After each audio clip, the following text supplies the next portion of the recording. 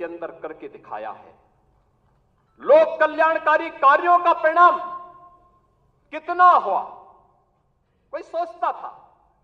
मैं याद है जब देश के अंदर कोरोना की आहट हुई थी, माननीय नड्डा जी राष्ट्रीय अध्यक्ष के रूप में वर्चुअल हम लोगों के साथ जुड़े थे और आपने एक ही बात कही कि देश संकट में है, मानवता संकट में है। हमारे लिए एक ही मंत्र है, प्रधानमंत्री जी का आदेश है, एक ही मंत्र है और वह मंत्र है सेवा ही संगठन है। ये केवल भारतीय जनता पार्टी ने किया था। मुझे याद है कोरोना कालखंड में केवल भाजपा का कार्यकर्ता या राष्ट्रीय स्वयंसेवक सड़कों पर जनता जनार्दन की सेवा कर रहा था। अन्य किसी भी दल के किसी भी नेता का कोई अता पता नहीं था। कार्यकर्ताओं की बात तो दूर, आपने देश के अंदर 10 करोड़ गरीबों को मकान दिए। उत्तर प्रदेश में 56 लाख गरीबों को बिना भेदभाव के मकान दिए। हमने जो नारा दिया, मोदी जी ने जो नारा दिया कि सबका साथ और सबका विकास, हमने जाति मत और मजहब के आधार पर भेदभाव किसी के साथ नहीं किया। हम आज भी कह सकते हैं हमने किसी के साथ भेदभाव नहीं किया, कोई भेदभाव किसी के साथ नहीं किया। विकास के कार्यों के लिए भेदभाव नहीं किया। ये 80 करोड़ लोगों को फ्री में राशन आज भी मिल रहा है, क्या किसी जाति को मिल रहा है, किसी मत विशेष या किसी धर्म विशेष को मिल रहा है? भारतवासी है उसको राशन मिल रहा है। भारत पहला देश जिसने भूख से मौतें नहीं होने दी, बदहाली नहीं होने दी, आत्महत्या नहीं होने दी, किसी गरीब को सड़क पर भूखों से मरने के लिए मजबूर नहीं होने दिया। लेकिन उस सबके बावजूद भारतीय जनता पार्टी का कार्यकर्ता लगातार कार्य करता रहा। विपरीत परिस्थितियों में अपनी जान की परवाह किए बगैर लगातार कोरोना जैसी महामारी से जूझता रहा और सेवा को ही संगठन मान करके कार्य करने का परिणाम रहा कि जिस महामारी के सामने दुनिया की बड़ी बड़ी ताकतें नतमस्तक हो गई, उसी कोरोना को कहां समाप्त कर दिया। मोदी जी के नेतृत्व में भारत ने सबसे अच्छा परिणाम देकर के दुनिया के सामने कोविड प्रबंधन की एक नई अनूठी छाप छोड़ी। बीमारियों से होने वाली मौत, मुझे याद है 2014 में जब आदरणीय नड्डा जी भारत के स्वास्थ्य और परिवार कल्याण मंत्री बने थे, इंसेफ्लाइटिस के मुद्दे को लेकर के एक सांसद के रूप में मैं उनके पास गया था और उन्होंने कहा कि हम इसमें सहयोग करेंगे। नड्डा जी और मोदी जी के सहयोग से गोरखपुर में एम्स भी बना। आज गोरखपुर का एम्स चालू हो गया, काम कर रहा है। पूर्वी उत्तर प्रदेश और बिहार की, नेपाल की एक बड़ी आबादी अपने स्वास्थ्य सुविधाओं का लाभ प्राप्त कर रही है। और 40 वर्ष से जो बीमारी थी, इस बीमारी से होने वाली मौत 90 से 95% मौतें अनुसूचित जाति, अति पिछड़ी जाति और अल्पसंख्यक समुदायों की थी।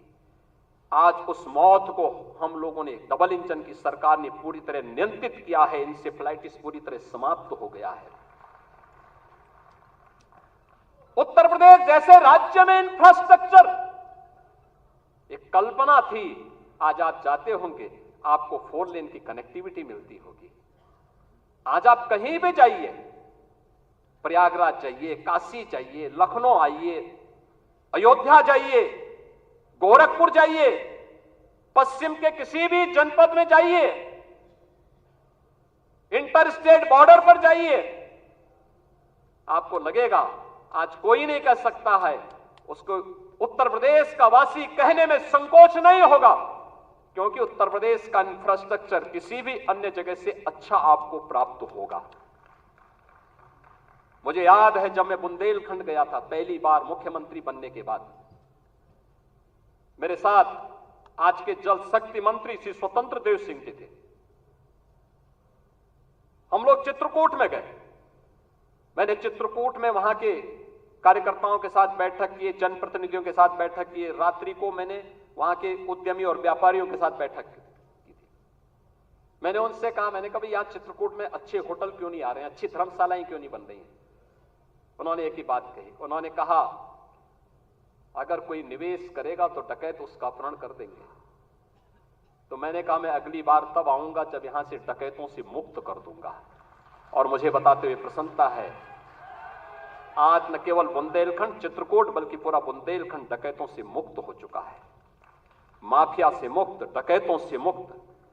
आज आप कहीं भी जाते होंगे, क्या काशी, क्या अयोध्या, क्या मथुरा वृंदावन, क्या विंध्यवासिनी धाम, क्या सुखतीर्थ, क्या निमिषारण्य, क्या ये आपकी वैचारिक यात्रा और आपकी आध्यात्मिक विरासत को क्या सम्मान यहां पे नहीं मिला?